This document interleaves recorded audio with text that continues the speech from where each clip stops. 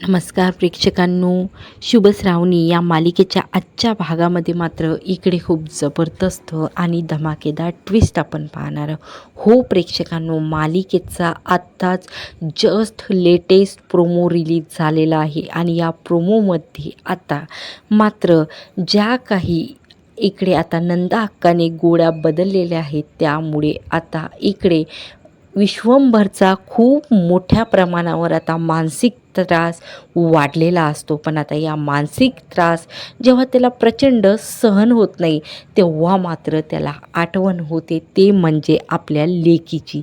म्हणून आता लेकीची विचारपूस पृथ्वीकडे करत आता थेट लेकीच्या घरी विश्वंभर पोचत आता लेकीचे जे काही हाल झालेले आहे ते त्याला बघवत नाही, तर आता मात्र अनुराधाच्या कानाखाली मारत आता तिला जाब विचारलेला आहे.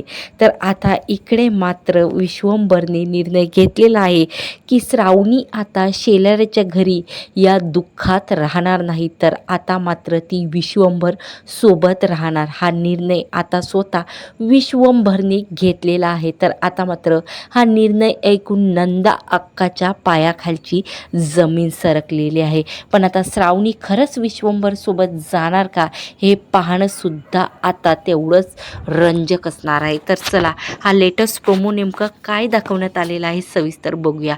इकडे मात्र आता त्या गोळ्या जेव्हा नंदा अक्का सकाळ संध्याकाळ आता मात्र त्या गोळ्या ज्याने की मानसिक त्रास होऊन आता मानसिक रोगी विश्वंभर बनणार आणि त्यानंतर मात्र आता पार्टी सीट तिला देणार या विचारात आता ती विश्वंभरला सतत चेंज केलेल्या गोळ्या देत असते. म्हणून इकडे आता पृथ्वीला थोडासा डाऊट आलेला असतो. म्हणून आता पृथ्वी जेव्हा नंदा अक्का काही कामानिमित्त बाहेर गेलेली असते, तेव्हा आता भैयासाहेबांच्या रूममध्ये येते आणि आता विश्वंभरला बोलते की बरं वाटतंय ना भैयासाहेब तुम्हाला, तुम्ही ठीक आहात ना. त्यावर आता आपण जाऊया का डॉक्टरकडे, मला माहिती आहे तुम्हाला जायचं नाही आहे, पण एक वेळ तुम्ही स्वतः चेक करून घ्या, तुमची तब्येत बिघडत चाललेली आहे. आणि तुम्हाला माहिती आहे श्रावणीशी तुम्ही बोलत नाही आहे ना भैयासाहेब, मला माहिती आहे श्रावणीविषयी तिचं नाव जरी तुमच्यासमोर काढलं तर तुम्हाला चिडचिड होते.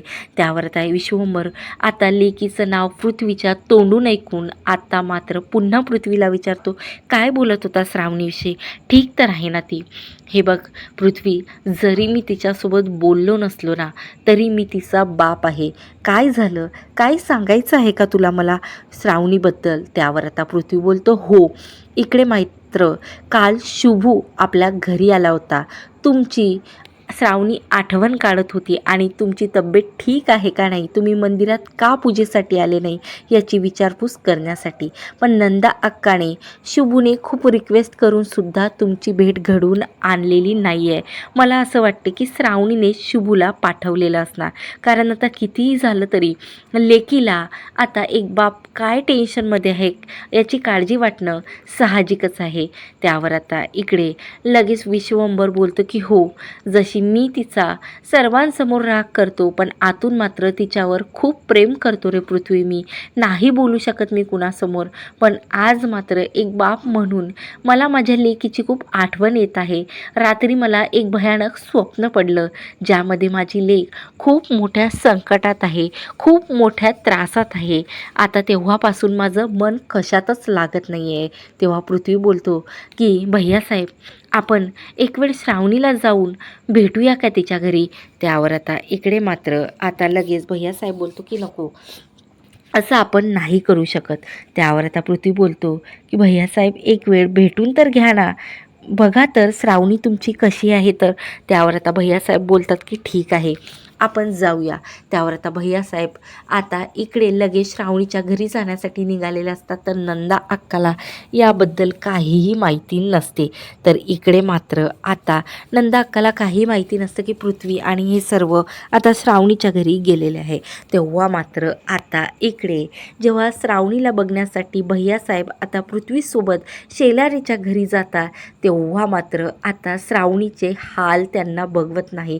श्रावणी आता खूप खूप मोठं काम करताना त्यांना दिसलेली असते आणि मात्र अनुराधा तिच्यावर खूप मोठं ओढत असते की तिने आता काम केलेलं नाही आहे आणि मात्र आता वडील तिचे सोडून तिला गेलेत म्हणूनच ती आमच्या मस्तकी पडलेली आहे असं आता बोलणे इकडे अनुराधा या इकडे श्रावणीला देत असते.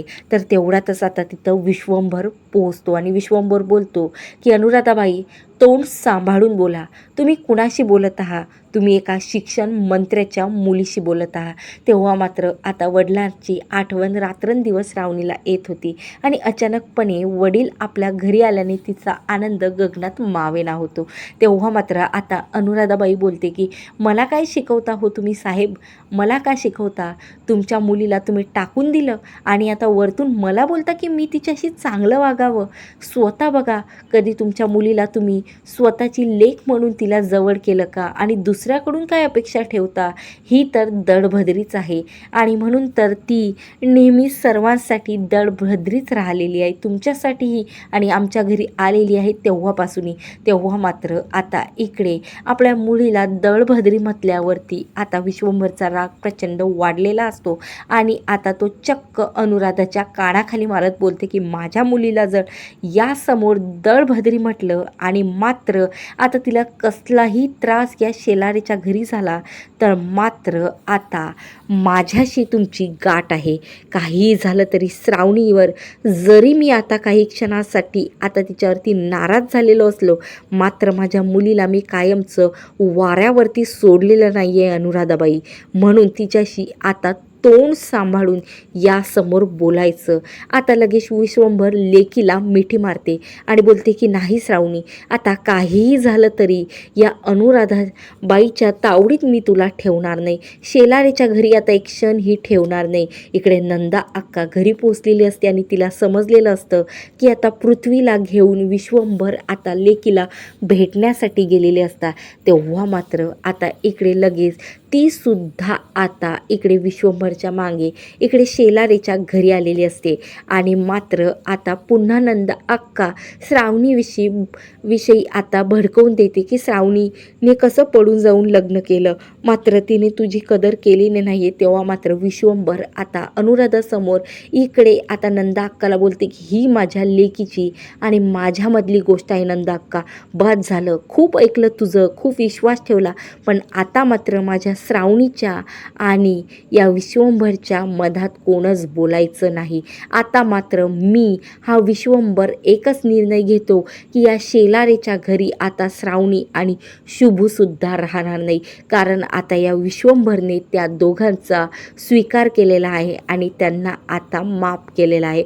म्हणून तू नंदा अक्का आणि तू अनुराधा शेलारे तुम्ही दोघींनी सुद्धा आता बोलायचं नाही, नाहीतर गाठ विश्वंभरशी आहे. तेव्हा मात्र आता कशा प्रकारे गोळ्या बदललेल्या आहेत हे सर्व काही आठवते नंदा अक्काला आणि आता शुभू आणि श्रावणी जर त्या घरामध्ये आलं तर आपलं भांडण नक्कीच फुटणार याची भीती त्याला असते. तर आता मात्र पृथ्वीच्या सांगण्यावरून आता इकडे श्रावणीने आणि शुभूने प्लॅन केलेला असतो.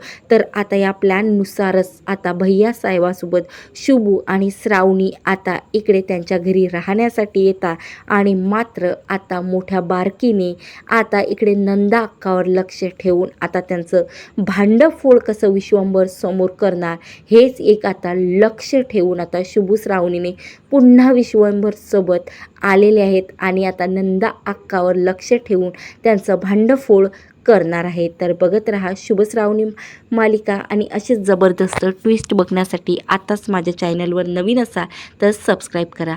धन्यवाद. जय गजानन.